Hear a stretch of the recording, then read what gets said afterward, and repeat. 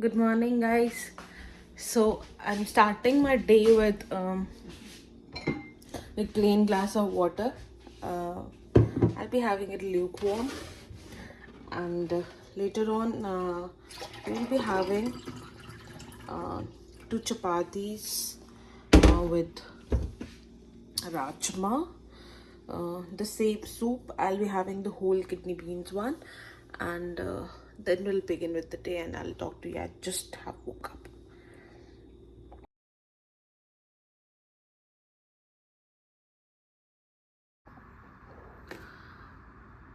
So breakfast is ready. I'm about to have. We just came in our area for our breakfast, and this is what I've got stuck to. Awestruck, actually. It's not a huge pulp, but yes, reminding me of the childhood days in Kashmir. So right now, I have a tea today. No black coffee. The halwa that was left, I'm going to have half of it. Rajma, yes.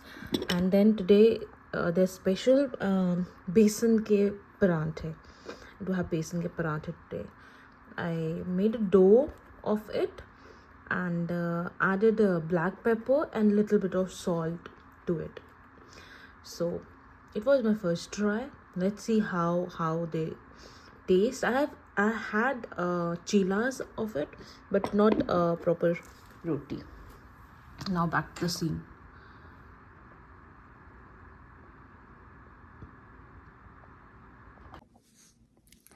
So I'm leaving for completing my steps. Let's see how many of them are going to be there. Okay, as I told you, I haven't kept like a goal. 10,000 is the benchmark, but still I'm not like completely pushing myself for the same. The target is to go out and complete the steps. How many of them are going to complete depends on the health, the weather, and how my body supports. So this is the weather. I'll be showing you outside as well, but right now it's looking like this. Earlier it was too sunny to see from inside, but yes, of course it's windy outside. So let's see how the steps will go ahead with.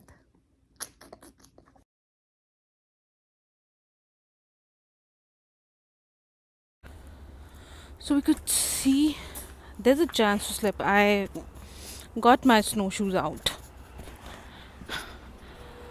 Yeah, it's a bit, it's a bit, not that much. It's literally a bit, but this is how is it better to have your snowshoes on if you're walking. That's what I supposedly think of it. I'll be moving from there, I suppose. Yeah, we'll take this side and let's see uh, how many steps we are going to cover. What happens whenever you are on a weight loss journey? Sometimes it becomes difficult for people to stick to it longer. The reason is motivation.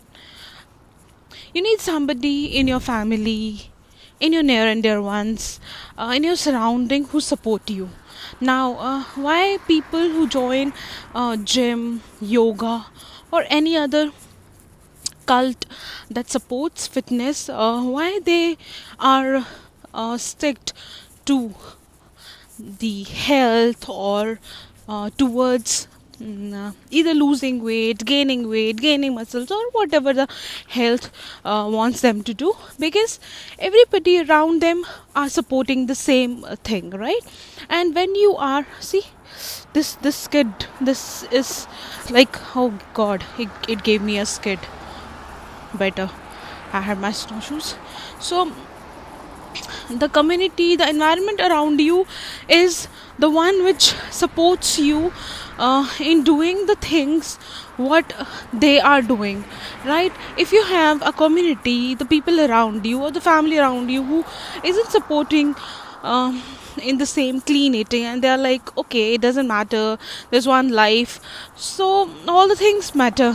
Even if you have a strong will, somewhere or the other you think for a second, and once you just drop that idea, you uh, you're breaking uh, the routine that is being made by you or promised by you to yourself.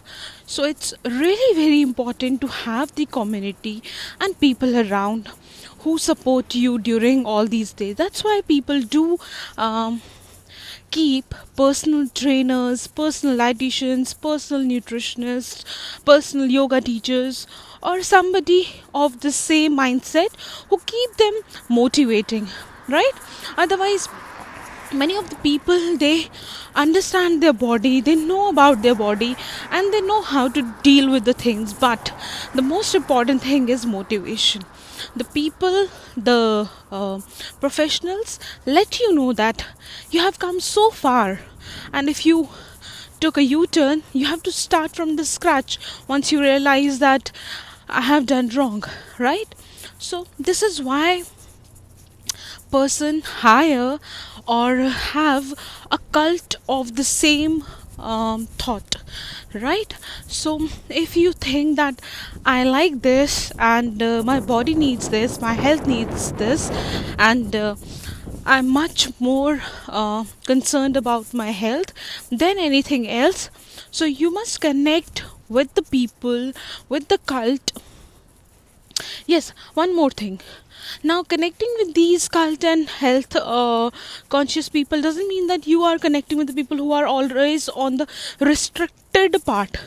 Okay, restricted part in the sense, some people you might have seen, means have seen a lot of them, because a few of them being my patient, and they confessed it later on that they don't eat or pretend not having certain stuff in front of people, and once they are back home, they do indulge in all kind of things. So okay, so being in some restrictive manner or environment forces you to eat or stay away from so many things you love. Okay, like I'm a sweet tooth. Yesterday I had a bit of sweet a day before yesterday, right? Um, I didn't eat a whole of it, but yes, a bite of it. Now, if anybody would restrict me even that single small bite, see, I have come from, I would have eaten 3 to 4 cubes of the sweet in a day. From 3 to 4 to 5 cubes, I have come to a half a bite. That's a success. That's an improvement. Maybe after some time I'll stop having that. I'm a tea person. I have come from 3 cups of tea, right, to uh, zero. And yesterday and day before yesterday, I felt like having it. My body was requiring that kick. So 2 days I had it, and tomorrow I'm not thinking to have it right now, right? So it's that. Don't force yourself. Keep a chunk of places where you make your soul have that kick of dopamine and all. And you know what, when you will get result, you yourself will stop having it, and you will not relish even your favorite or favorite things. I have seen my patients leaving the things, believe me it or not. If I can make you have a word with one of my patient, he had his bakery unit, uh, he just started bakery unit something, and because he had to taste everything, of course. But after he lost a lot of weight, and he started not to even touch anything, okay. So he just dropped the idea of that bakery thing, because it was not as important to him as having a good health. So this is how people do leave things and stick to the right things. I have seen people doing that. So don't think that if it's once in a while you will get used to it. You will not if you are determined and you have right set of people, professionals or a cult to follow. Right guys, I'm going to just keep my phone down and meet you at home once I finish it up. Okay. Uh, So after coming from my walk, I completed almost 12,000 to 13,000 steps today, and and once I was back, I had a glass of lukewarm water, two glasses actually, one plain lukewarm, and yes, with the I do had 1 spoon of psyllium husk in the second one, and yeah. So right now, like after 2 hours of gap, I am just having this halwa, and it was a katori full, and I just forgot to record. So it was a complete katori, and it's been prepared in ghee only, right? So this is the evening bench, if so to call as. And after that we'll be having dinner. We are prepared with um, whole wheat only, with flour only, no refined or no semolina, right? And we have tried to keep sugar on a very lesser side. It's not bland, but yes, it does have sugar in it, but not that much. Very basic for just taste, and of course ghee, as I told you already.